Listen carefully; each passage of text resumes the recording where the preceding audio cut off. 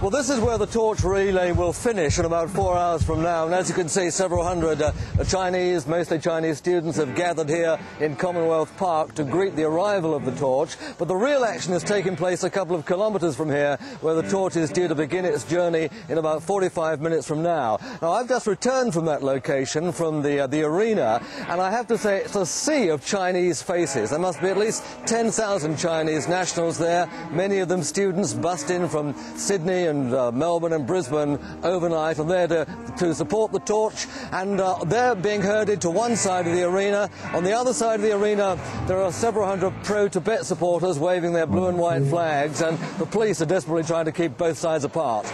Now, Roger, we understand that Australian authorities have been forced to shorten the relay route on concerns about security. Yes, they shortened it by 4 kilometres. The route will now only cover about 16 kilometres. Once the torch starts its journey this morning here, it'll go across a lake, go through the city centre, and then come back around to Commonwealth Park here in Canberra.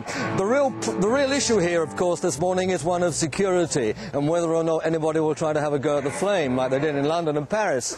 Now, the police have made it clear that they will be looking after security here, although there will be about 20 flame attendants accompanying the torch, Chinese guards. The Chinese say that they are there to protect the flame. The Australian authorities say no, it's their job to protect the flame, and that if any of the Chinese dare to intervene or touch any Australian citizens, then they could be arrested. If that happens, of course, there's the potential for a major diplomatic incident.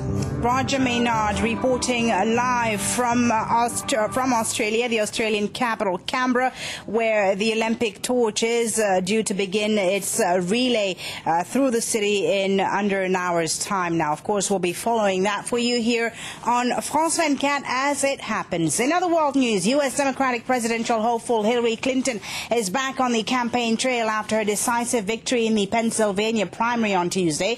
Her